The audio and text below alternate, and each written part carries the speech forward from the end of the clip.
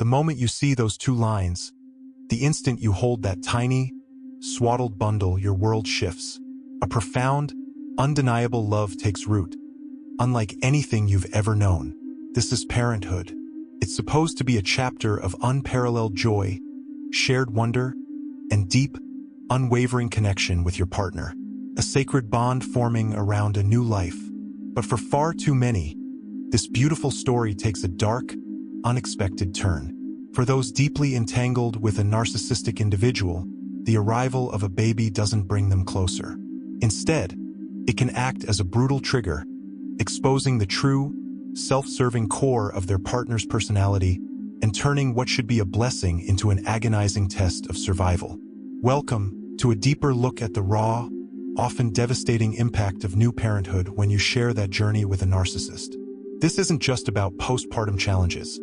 It's about a fundamental clash of needs, a shattering of expectations, and the heartbreaking realization that the person you chose to build a family with cannot, or will not, step into the role of a loving, selfless co-parent. Let's begin by understanding the fundamental operating system of a narcissist. It's crucial to clarify something right away. A narcissist won't necessarily, consciously, sit down and plot to cause you pain or undermine your bond with your child. While some, particularly those with more malicious traits, absolutely will engage in deliberate acts of cruelty, the pervasive and insidious mechanisms of narcissism often function on a more primal, unconscious level. At its very core, narcissism is an elaborate, often desperate, defense mechanism against deeply buried, unbearable wounds. We're talking about profound insecurities, a pervasive sense of inadequacy, an empty core where a stable sense of self should reside. To manage this gaping internal void, the narcissist constructs a magnificent, but incredibly fragile, false self. And to sustain this illusion, to keep this fragile edifice from crumbling, they require a constant external fuel source. We call this narcissistic supply.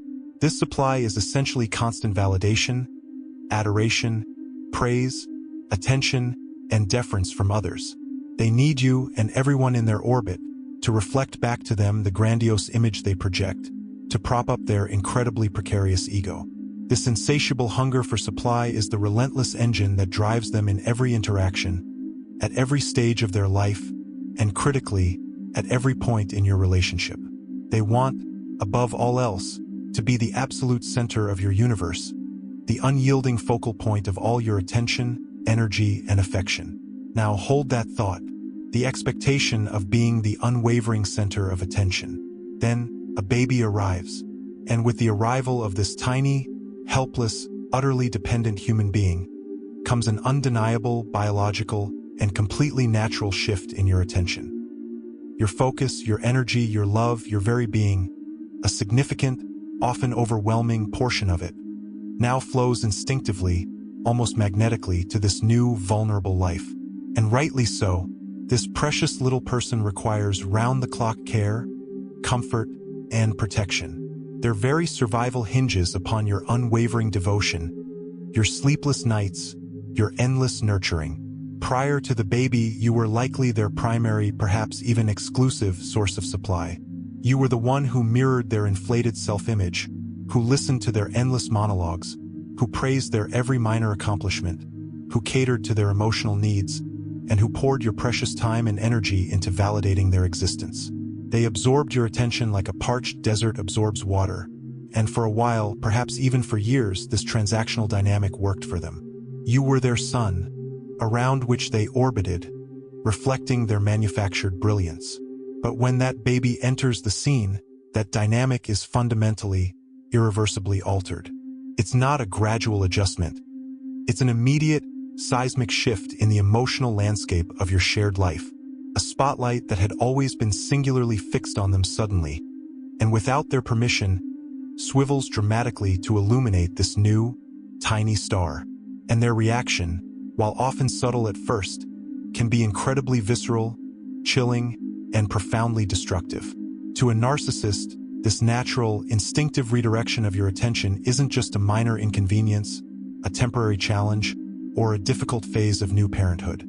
It's not simply about sleep deprivation or the logistical demands of a new routine. To them, This sudden loss of exclusive focus feels like nothing short of a profound personal attack, an intolerable narcissistic injury. It's akin to having a deeply embedded, festering wound suddenly ripped open, exposing their most raw, unhealed insecurities and fragile sense of self to the harsh glare of reality. Their carefully constructed false self, which requires constant external affirmation, suddenly feels threatened. The wellspring of their supply is diverted, and they feel, quite literally, starved. This perceived loss of supply, this agonizing feeling of being dethroned, ignored, or rendered secondary, triggers an intense, often explosive narcissistic injury.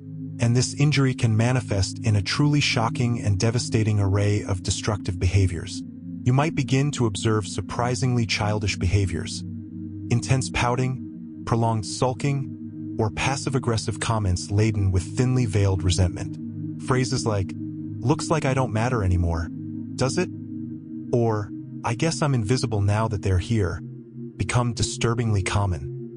They might suddenly conjure up their own crises or emergencies: a fabricated illness, a sudden work dilemma, an emotional meltdown, all strategically designed to demand your immediate, undivided, and often frantic attention, effectively yanking the spotlight back onto themselves.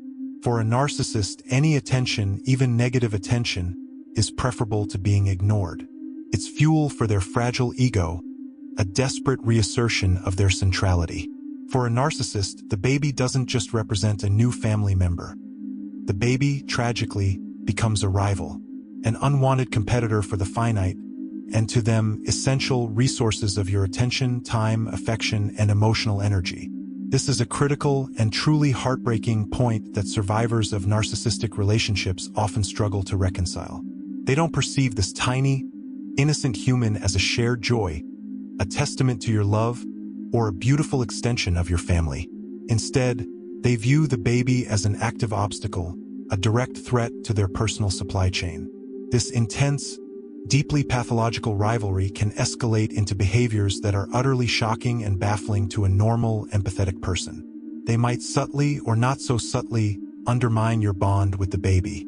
This could involve excessive criticism of your parenting choices, constant suggestions that you're doing something wrong, or thinly veiled comments designed to make you doubt your capabilities as a new mother or father.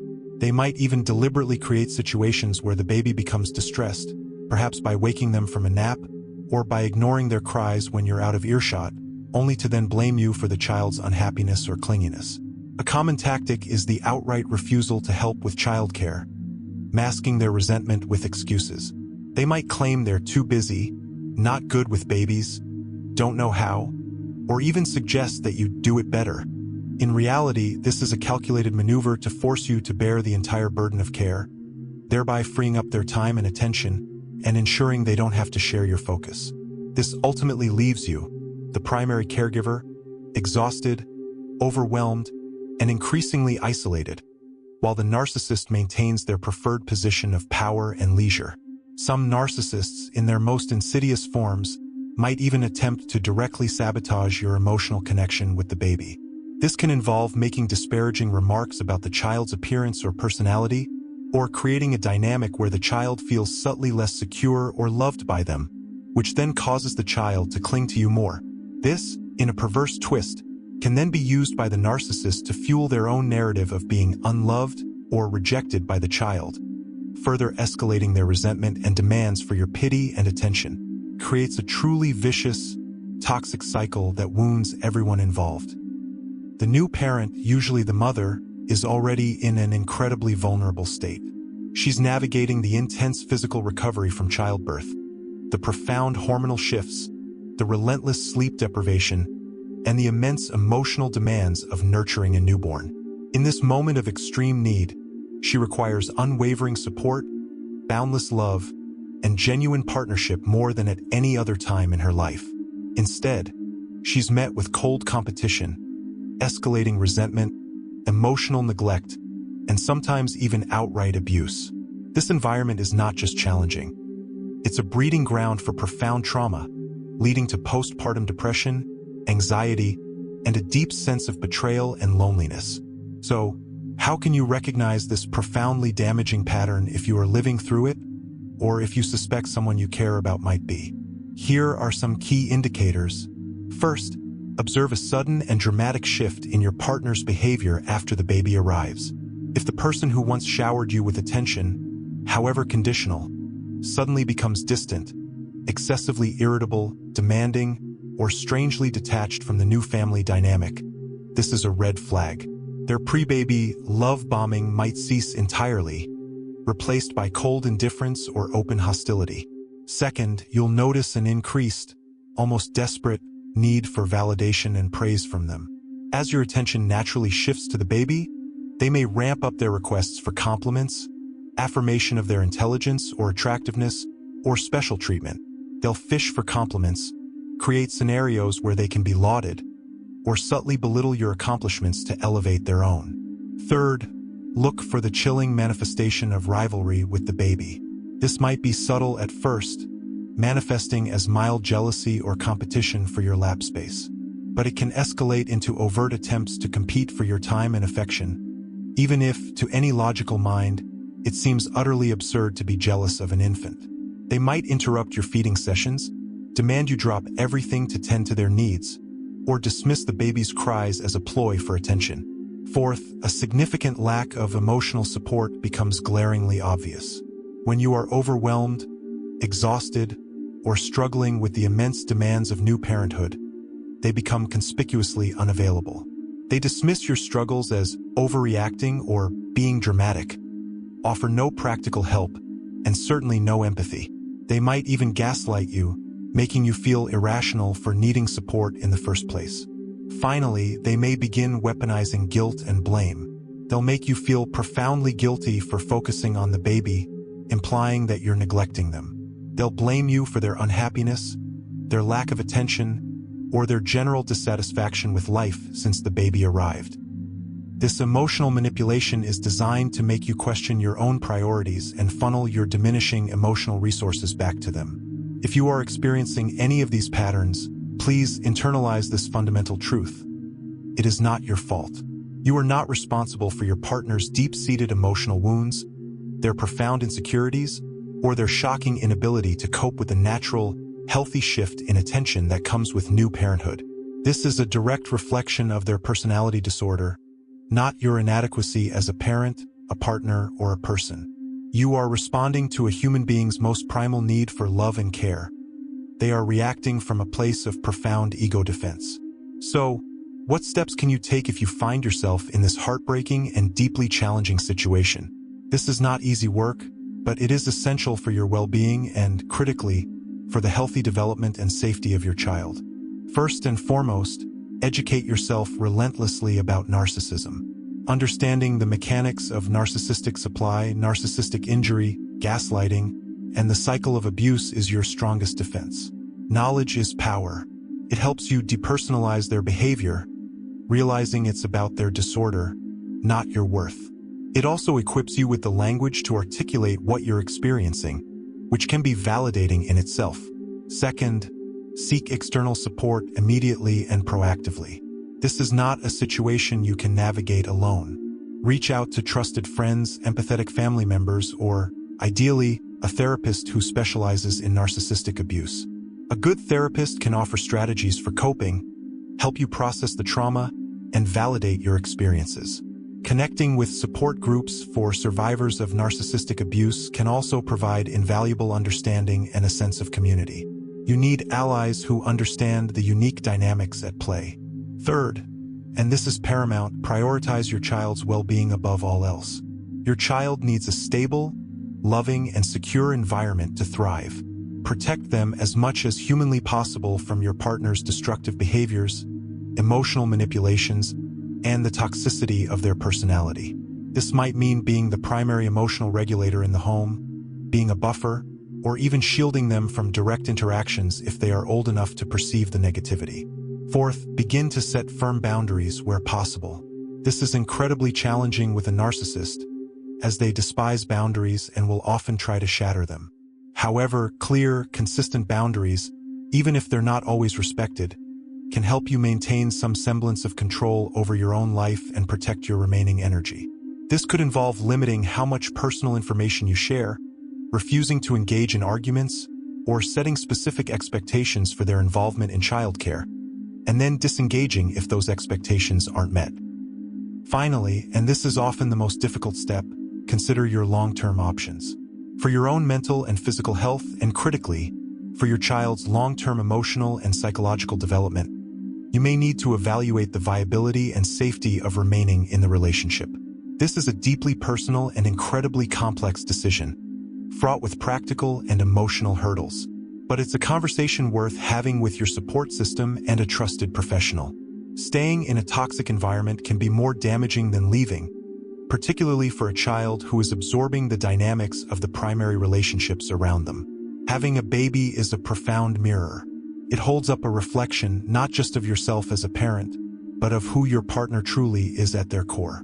For a narcissistic individual, it often exposes their profound self-absorption, their shocking lack of empathy, and their fundamental inability to genuinely love and support another human being unconditionally.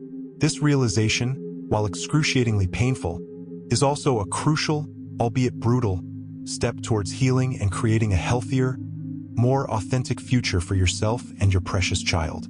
Remember this with all your heart.